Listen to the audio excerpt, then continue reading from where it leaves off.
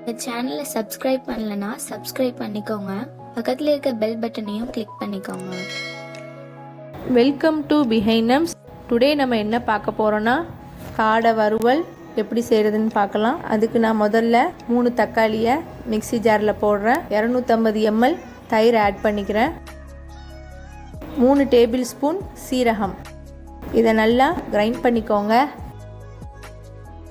இப்போ நம்ம பேனில் 200 ml ஆயில் ஆட் பண்ணிக்கலாம்.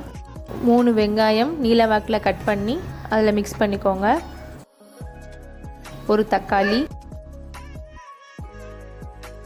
4 பச்சை மிளகாய் போட்டு நல்லா மிக்ஸ் பண்ணிக்கோங்க. நல்லா வதங்கட்டும். நல்லா வதங்கினதுக்கப்புறம் நான் 2 டேபிள் ஸ்பூன் இஞ்சி பூண்டு பேஸ்ட் ஆட் பண்ணுறேன்.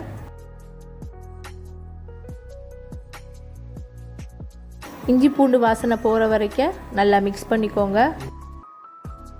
நம்ம ஏற்கனவே அரைச்சி வச்ச தக்காளி தயிர் பேஸ்ட்டை இதில் ஆட் பண்ணி நல்லா மிக்ஸ் பண்ணிக்கோங்க. நம்மளுடைய டொமேட்டோ பேஸ்ட் நல்லா குக் ஆகணும். ஸோ நல்லா மிக்ஸ் பண்ணிகிட்டே இருந்தீங்கன்னா உங்களுக்கு கலருடைய சேஞ்சஸ் தெரியும். கலர் நல்லா சேஞ்ச் ஆகி நம்மளுக்கு நல்லா எண்ணெய் விட்டுட்டு வரும்போது நம்ம அந்த டைமில் காடையை அதில் போட்டுடலாம். நான் 5 காடை எடுத்திருக்கேன். 5 காடையுமே நல்லா க்ளீன் பண்ணி வாஷ் பண்ணி அதில் மஞ்சள் போட்டு பெரட்டி வச்சுருக்கேன். இப்போ அதை நம்ம கிரேவியில் ஆட் பண்ணிவிட்டு அது கூட நான் 2 டேபிள் ஸ்பூன் சீரகத்தூள் ஆட் பண்ணுறேன். 1 டேபிள் ஸ்பூன் மிளகாய்த்தூள், அப்புறம் டேஸ்ட்டுக்கு ஏற்ற மாதிரி சால்ட் ஆட் பண்ணிக்கோங்க. இப்போ நல்லா மிக்ஸ் பண்ணணும். எல்லாத்துலேயுமே நம்மளுடைய மசாலா படுற மாதிரி நல்லா மிக்ஸ் பண்ணிக்கோங்க.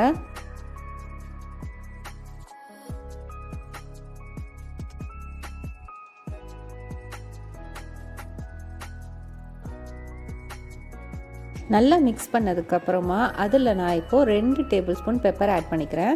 பெப்பர் பவுடர் நான் முழு பெப்பரை நல்லா மிக்சியில் அரைச்சி அதுதான் நான் ஆட் பண்ணிக்கிறேன். ஸோ நீங்கள் கடையில் வாங்கின பெப்பர் பவுடர் இருந்துச்சுன்னா அதையும் நீங்கள் ஆட் பண்ணிக்கலாம். இப்போ நம்ம நல்லா மிக்ஸ் பண்ணதுக்கப்புறமா நம்மளுடைய காடையில் இருந்து தண்ணி விட்டுட்டு அது நல்லா கொதிச்சு வரும். அந்த டைமில் நீங்கள் சிம்மில் வச்சு நீங்கள் மூடிடுங்க. நம்ம ஆட் பண்ணியிருக்க மசாலா ஸ்மெல்ஸ் எல்லாமே போகணும். நல்லா காடை குக் ஆகணும். அதனால் 5 மினிட்ஸ் நம்ம மூடியே வச்சிடலாம். அதுக்கப்புறம் இப்போ நான் ஓப்பன் பண்ணி பார்க்குறேன். காடை குக் ஆகிறதுக்கு ஒரு 10 மினிட்ஸ் கண்டிப்பாக தேவைப்படும். நான் நல்லா பெரட்டி விட்டுட்டு திரும்பவும் ஒரு 5 மினிட்ஸ் சிம்லே வச்சு மூடி வச்சிடுறேன். நீங்கள் குக்கரில் போட்டிங்கன்னா 2 விசில்லே உங்களுக்கு ரெடி ஆகிடும். பட் இப்படி செஞ்சால் தான் ரொம்பவே டேஸ்ட்டாக இருக்கும். இப்போது நம்மளுடைய கிரேவி நம்ம தண்ணி விட்டுட்டு அந்த கிரேவி எல்லாமே ட்ரை ஆகிடுச்சு. நம்மளுடைய காடையும் நல்லாவே குக் ஆகிடுச்சு. நீங்கள் காடை குழம்பா சாப்பிட்றத விட இந்த மாதிரி வறுவல் செஞ்சு சாப்பிட்டிங்கன்னா ரொம்பவே டேஸ்ட்டாக இருக்கும். அண்ட் நம்ம ரொம்ப ஈஸியாக செஞ்சிட்டோம். ஸோ நீங்களும் ட்ரை பண்ணி பார்த்துட்டு எப்படி இருந்துச்சு அப்படின்னு எங்களுக்கு கமெண்ட்ஸ் பண்ணுங்க. இதே மாதிரி நிறைய ரெசிபிஸ் பார்க்க எங்களுடைய சேனலை மறக்காமல் சப்ஸ்கிரைப் பண்ணிடுங்க. அப்படியே பக்கத்தில் இருக்கிற அந்த பெல் பட்டனையும் கிளிக் பண்ணிடுங்க. தேங்க்யூ.